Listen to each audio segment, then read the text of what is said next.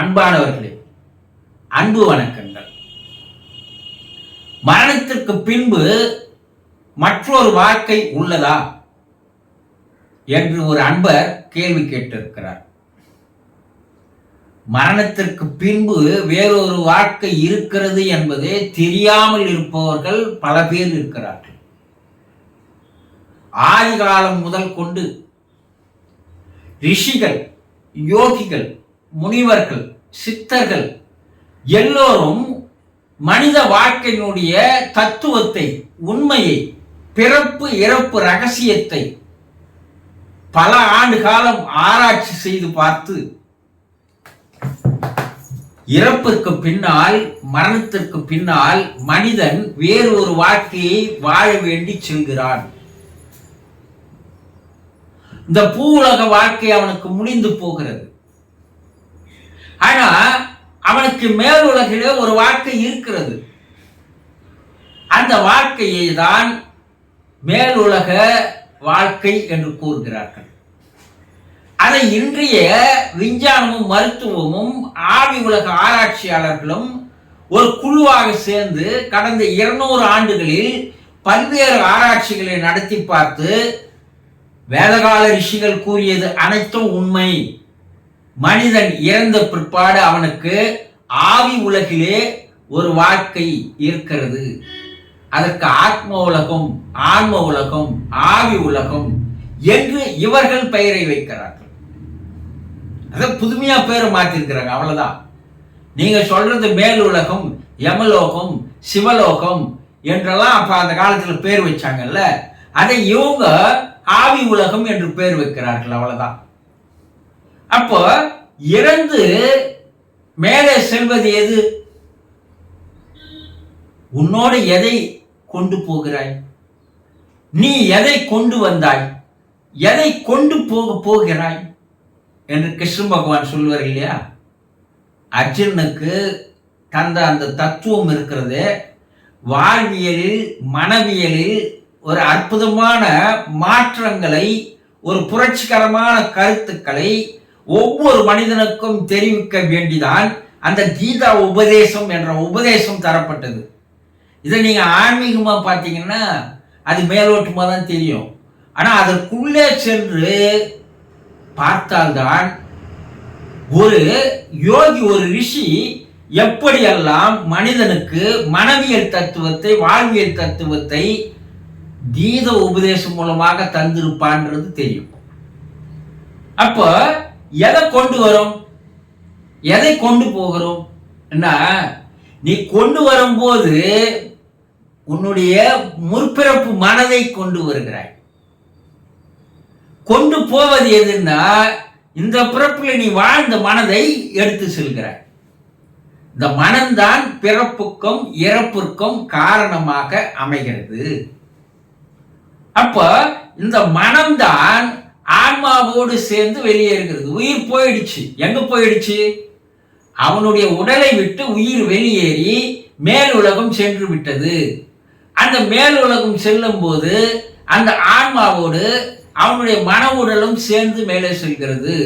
இந்த மன உடல் தான் மற்றொரு வாழ்க்கையை வாழ்கிறது. ஆவி உலகிலே அது ஒரு வாழ்க்கையை வாழ்கிறது. பூமியில நீ 60 வருஷம், 70 வருஷம், 80 வருஷம் வாழ்ந்திருக்கலாம். ஆவி உலகிலும் ஒரு குறிப்பிட்ட ஆண்டுகள் நீ வாழ வேண்டிய கட்டாயம் இருக்கிறது. காரணம் என்னன்னா, இங்கு நீ எதையெல்லாம் அனுபவித்தாயோ, எதையெல்லாம் சேர்த்து கொண்டாயோ, அதற்கு உண்டான வாழ்க்கை அங்கே ஒரு வாழ்க்கை இருக்கிறது. அது எதுக்காக அப்படின்னா, மனிதன் திருத்துவதற்காக. பூலோகத்துல, பூமியில அவன் எப்படி எல்லாமோ வாழ்ந்திருப்பான். மனசாட்சி இல்லாத வாழ்ந்திருப்பான், அரக்கனா இருந்திருப்பான், அசுரனா இருந்திருப்பான். அப்போ மனமே இல்லாத தீய செயல்கள் எல்லாம் ஈடுபட்டிருப்பான், பாவத்தையே சேர்த்து நிற்பான். அதை கொண்டுதான் அவன் மேல போறான். அதுதான் ரிஷிகள் உங்களுக்கு பாவம் புண்ணியம் என்று சொல்வார்கள். இது அவன் வாழ்ந்த போது சேர்த்து கொண்ட எண்ணங்களுடைய, செயல்களுடைய, நடவடிக்கைகளுடைய விளைவால் வருகின்ற தொகுப்பு, பொட்டி. இதை தூக்கின்னு தான் அவன் போறான். அதற்கு ஏற்றால் போறவன் அங்கே அவனை புதுமை மனிதனாக மாற்றுவதற்காக, தான் செய்த தவறை உணர்ந்து கொள்வதற்காக. பூமியில் அவன் உணரல, இதெல்லாம் தவறுன்றது பூமியில் அவனுக்கு தெரியல. ஆனா அங்கே இருக்கின்ற அந்த இறை சக்தியானது அதை அவனுக்கு தெரியப்படுத்துகிறது. ஒரு ஞான உபதேசத்தை அங்கே தருகிறது, வேற ஒன்றும் இல்லை. அர்ஜுனுக்கு கிருஷ்ண பகவான் தந்த உபதேசம் மாதிரி அங்கே இருக்கின்ற இறையாற்றல் மனிதர்களுக்கு எப்படி இருக்க வேண்டும், எப்படி வாழ வேண்டும், அப்ப நீ எப்படியெல்லாம் இருந்த, அதற்குண்டான தண்டனைகளை நீங்க அனுபவிச்சீங்கன்னா, ஓஹோ இது தவறு, இது மேல் அடுத்த பிறப்பு போகும்போது நாம் வேறொரு வாழ்க்கை வாழலாம் என்பதை கற்றுத்தருகின்ற ஒரு பல்கலைக்கழகமாக அங்கே அந்த வாழ்க்கையானது அமைகிறது.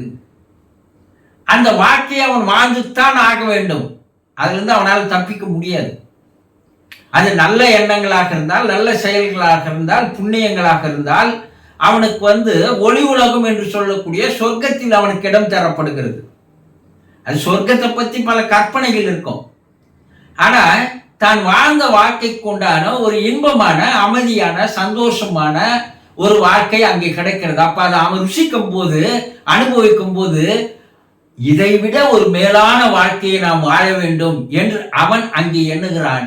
அடுத்த பிறப்பில் அவன் வெளியே வர சொல்லும் போது அவன் ஒரு யோகியாக, ஒரு ரிஷியாக, ஒரு முனியவராக, ஒரு அவதாரங்களாக அவன் மாறுகிறான். சரி, பாவங்களை அதிகமா சேர்த்துன்னு போனவன் அந்த இருண்ட உலகத்தில், நரகத்தில் அவன் வாழ சொல்லும் போது, ஓ நாம் செய்ததெல்லாம் தவறு, இந்த தவறுக்கு உண்டான தண்டனை நம்ம இங்க அனுபவிக்கிறோம், இனிமேல் அடுத்த பிறப்புல நம்ம அந்த தவறுகளை செய்யக்கூடாது என திருத்தப்பட்டு அவன் ஒரு புது மனிதனாக வாழ வேண்டும் என்பதற்காக அவனை மறுபடியும் பிறப்பெடுக்க வைக்கிறார்கள். அப்போ இறப்பிற்கு அப்பால் ஒரு வாழ்க்கை இருக்கிறது, மரணத்திற்கு அப்பால் மனிதர்களுக்கு மற்றொரு உலகத்திலே வாழ்க்கையானது இருக்கிறது என்பதை தெளிவாக வேத காலம் முதல் கொண்டு இக்காலம் வரைக்கும் சொல்லி வருகிறார்கள், கண்டுபிடித்திருக்கிறார்கள்.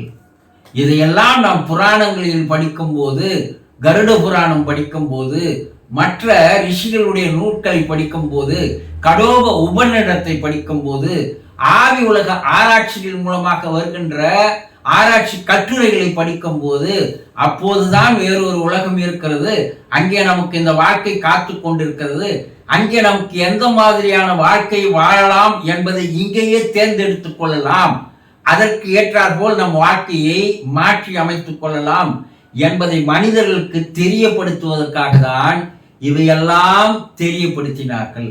ஆக மரணத்திற்கு அப்பால் நிச்சயமாக மறு உலகிலே ஒரு வாழ்க்கை இருக்கிறது என்பது உண்மை என்பதை தெரிந்து கொள்ளுங்கள்.